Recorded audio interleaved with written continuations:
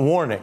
What do you do when someone offers you a warning? It could be helpful or ominous. The political world is taking in this new warning from an anonymous Trump critic alleging a senior official in the Trump administration, that's who they say they are, has a new book called A Warning. And the book shares its title, of course, with a classic Notorious B.I.G. song that covers similar turf. How people who claim to ride with you can turn on you. As Biggie warned, it's the ones that smoke blunts with you, see your picture, now they want to grab their guns and come and get you. Well, this official clearly wants to come and get Trump, maligning him as something like an elderly uncle running pantsless across the courtyard. The book also has some bouts of fan fiction rebellion, aides talking about resigning en masse and a self-massacre, something they never actually did. Now, these accounts are fair game for media and political discussion, of course.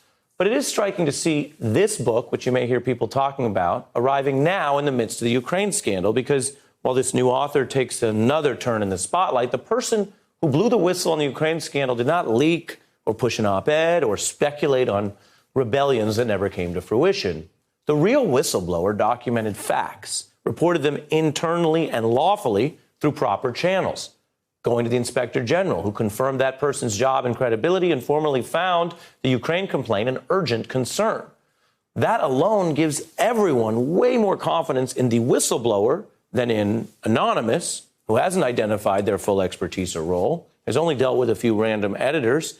And on the substance, the whistleblower identified far more than opinions against Trump, documenting the plot to solicit interference from a foreign country for 2020, which of course led to the probes that compelled the release of the call notes corroborating that account.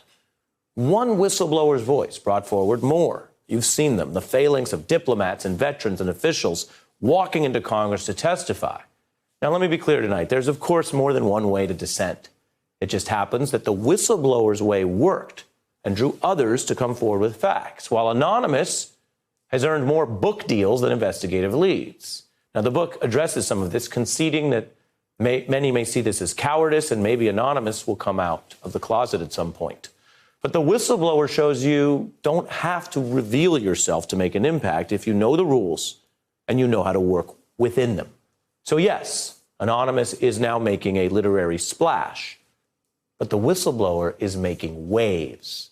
To quote that same Biggie song, it ain't a dream, things ain't always what it seems.